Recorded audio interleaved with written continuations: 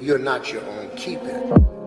Sipping this lean, I'm living carefree, da da da. LSD for me and you, keep up please. You can't judge nobody, so don't judge me. I just like smoking that weed, I just like smoking that weed. Smoking, drinking, booling, linking, facing these J's, I can't complain, my life is insane. I just wanna party and have some fun. I just wanna party and do some drugs, yeah. Hey guys, it's Yellow Kush back on the beat, and today I'm gonna just get right into this because I already filmed this once, and like I don't know, I'm not nervous to talk about it. I just don't know how to talk about it. Like I don't know how the right words to say. I don't want people to think like I don't take this serious. But like if I say anything like joking or like any of that, like please disregard it. Like I handle traumatizing situations with jokes and laughter to make like it a little more lighthearted. Even though it's not a lighthearted situation, I'm not saying that. But that's just me. Like right now it's currently 6:11 in the morning and I was just laying in bed, y'all. I've been laying up all night just like I cannot sleep. So I'm like, bruh, let me just film. Like y'all, I haven't just sat down and like filmed a story time or like any of that for y'all in a long time, and I just want to get back to it. But yeah, so let's get into this story, okay? This all happened January 28th of 2021, and y'all, let's just get into it. Basically, we're gonna call my friend A, just because it's simple. I don't want nobody to get attacked from this video or anything. Hopefully I don't get emotional. I haven't really talked about this in like forever. And I don't know how much detail I'm gonna go into, but hopefully I don't trigger something in me. But okay, let's get into it. My friend A, her friend was having like a little birthday bash, her guy friend, and it was her club promoter guy friend that she had known forever. So like she invited me to go with her, and if y'all know me at the time, like a year ago me, I was always down to go and party and just do some fun stuff and like get out the house and like, I don't know, just not be sober. So when she invited me, of course I was like, yes, like that sounds fun. And before this, the only club experience I had was stripping. Stripping. And that was not very pleasant for me. Oh, hell no. Hold up. I'll be right back. All right, y'all. I'm back. So we go to this club. We ended up riding with her friend that was having the party and his friend. And basically, I didn't know anybody there but my friend A. So we ride to the club. And since I didn't know anybody there, I wasn't a social person. Like, if I don't know you, especially now, but back then, I wouldn't talk to you if like I don't know you, like if I'm sober, okay? So as soon as I got there, I was like, where's the drinks at? Like, where's the drinks at? Like, I'm ready to get drunk. And I remember on the way there, we were taking like the little shots, like just pregame and before the club.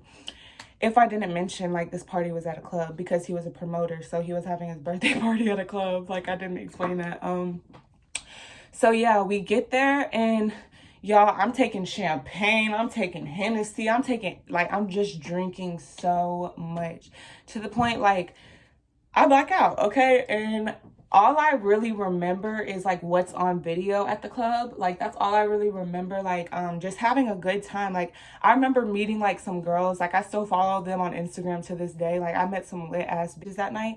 But like it was a fun night. Like the club was turned, like everybody was hyping that bitch. Like it was fun, like for real. I had a good time at the club. But when I started feeling like sick, I don't even remember, like this happened a year ago, y'all. So I don't remember like what happened to A, but y'all, I started like feeling really sick and wanting to go to the car. And so I was walking out by myself, and this stripper, she had seen me like walking by myself and stumbling and stuff. So she offered to walk me to the car, and she was like, I have a baby sister, like I would not let you walk out like by herself like that. And thank God for her, because honestly, we were in the middle of downtown Atlanta, girl. Who knows what could have happened to me if I was just out there by myself. And thankfully she walked me out there, because when we go back to the car that the guy brought us to, he parked like right in front of the club. So when we walked to the car, the back window was busted in, and like his gun was stolen, like a whole bunch of things were stolen out of his car. So we had to go back into the club and get all the people or whatever. So we all pile up in the car, and y'all, there, I forgot to mention, of course I forget to mention, it's the guy who did this to me.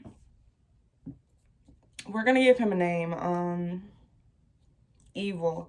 So Evil was in the club the whole time, him and his girlfriend. At the time, I did not know that was his girlfriend, but I wasn't flirting with him or anything. Like, I wasn't like making advances towards him. Like, everything this man did to me, he did it in front of his girlfriend, like, and his girlfriend didn't care. Like, which mind-blowing. Like, bro, like, bro. Anyways, so him, Evil, and his girlfriend come in the car with me, A, and the two guys that brought us. So me, A, Evil, and his girlfriend, we're all in the back seat, while the two guys that like drove us there like are in the front seat. And I don't remember the drive home at all. I don't remember that. But I have a video of it. Let me put that in right now.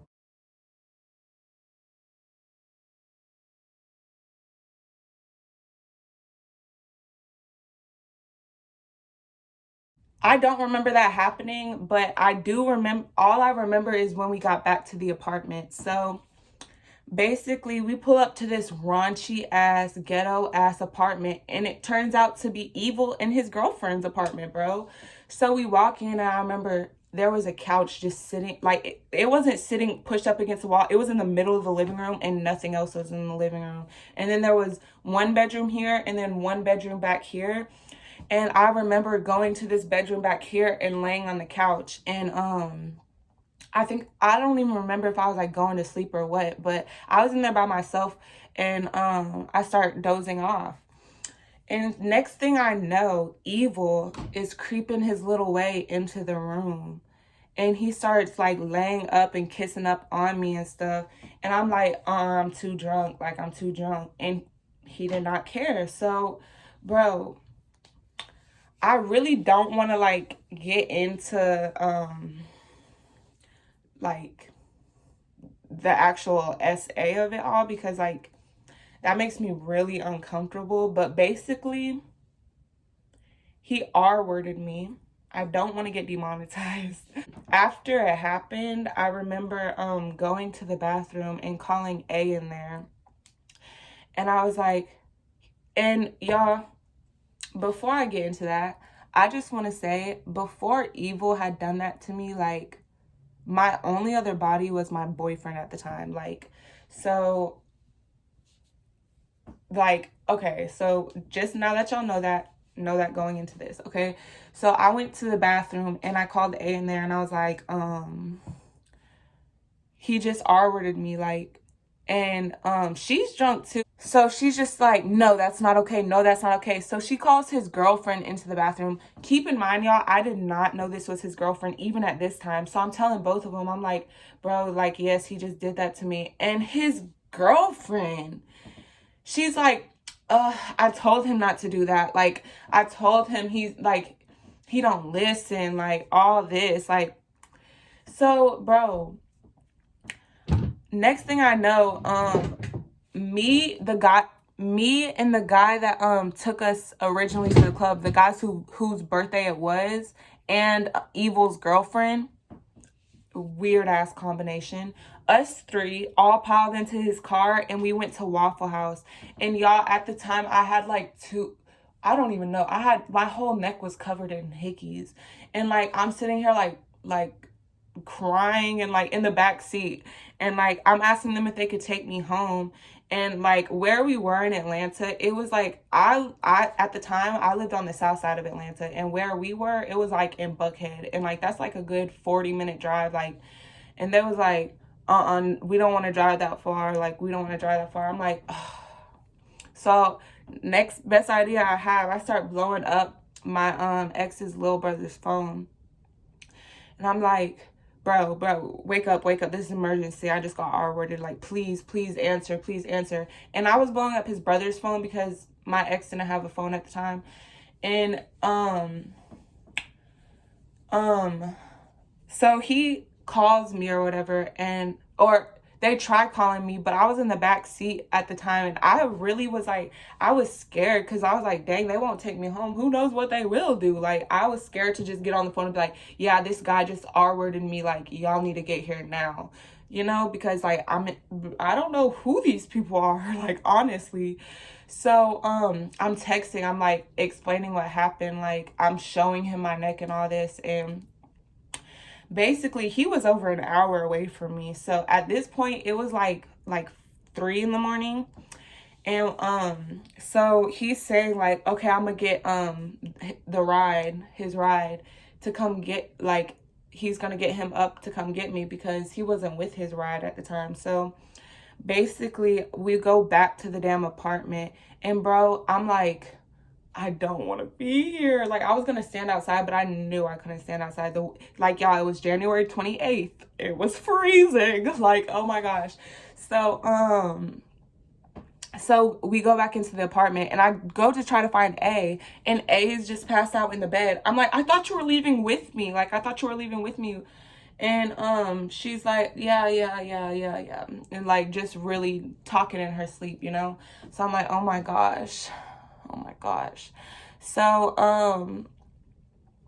I lay down next to her, like, which I had like this much room on the bed. I was just like trying to squeeze in just to, like, I don't know, I was scared to not be next to her.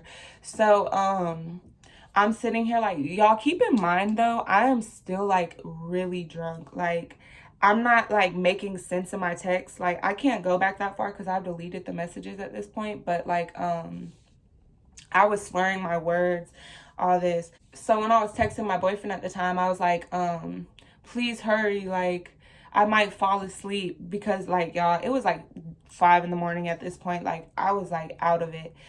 And he's like, don't fall asleep, like, I'm on the way. And so y'all, I end up falling asleep, and I fall asleep the whole hour, and he texts me, he's here, I'm still sleeping. But like, I don't know if it was God or what, but God woke me up, and I checked my phone, and I got the F out of there. Like, I got out of there. Like, and yeah, that's the story. I took a plan B the next day. Got checked. I don't have anything. So yeah. Recently, actually, in December 28th, I got R-worded again by someone different, and I'll open up about that maybe in the future, but like, I just really still feel sick about that, so I'm not going to. But how I healed from this last situation is really time. I felt so dirty and disgusting after that. At the time, I blamed myself a lot because like, I felt like I could have done more, like, but like, I put a lot of blame on myself, and I felt like I hurt my boyfriend at the time. I felt like I was like, I don't know, I just felt like I was letting myself down, letting my family down, because y'all, after that situation happened, after the next day that video had went, like, people started like showing me that video. People were finding that video and seeing that video and stuff. And so it got back to my parents, and like, y'all, you think my parents would be supportive, but, and like help me, and you know, but no. Girl, I got like, yeah, I got kicked out. I got kicked out, and honestly, it was the hardest time of my life at that time. But I don't know. I feel like that's something you don't ever fully heal from. You just learn to accept it. And I've accepted it, and I know for a fact, like, he was the one in the wrong. I know I said no multiple times, And that's all you, like, that's all I can hold on to. Like, you know, I don't know. I don't even know if I've fully healed from this, y'all. It feels good to talk about it and let it out, you know? Like, that was bad. And I know when I'm editing this video and putting the videos of it in, it's gonna be like a lot more triggering to actually see it. But I don't know, maybe I'm not the right person to open up and try to help people with this, because like I'm still going through it and it happened again. But like, I don't know, maybe y'all can help me heal from this. I don't know. This took a turn, but how do you heal from this? Like, really, how do you heal from this shit? Like, and no means no, okay? And that's how I'm gonna end this video. I love y'all so much. Hold on, let me not end this video crying. I love y'all so much, and if anybody is going through something similar or has been through something similar and needs someone to talk to, DM me, because I need someone to talk to, and I need someone that I can relate to. And just know you're not alone. And like, right now in my life, I am the happiest I have ever been. The reason like I'm like a little emotional is because like, who doesn't get emotional talking about their trauma? But like right now, I'm the most stable, I'm the healthiest, I have a good paying job, like everything in my life is going amazing. Like, I can't complain. But I kind of am like, this idea just popped in my head. I kind of want to start a series like this of healing from my traumatic past. Okay? Because there's like, y'all, I've noticed and I've been peeping in my day-to-day life, like I do a lot of things and avoid a lot of things because I'm traumatized. And I didn't realize that at first until yesterday. Literally, an incident happened yesterday that made me realize, okay, I actually am traumatized. Like, okay, but maybe I'll start a series if y'all want to hear about like my traumatizing stuff, and maybe y'all can relate and help me heal. You know, like, why? Okay, but I love y'all so much. Let me know what y'all think of that idea. I love y'all. Like, I can't say it enough. I love y'all.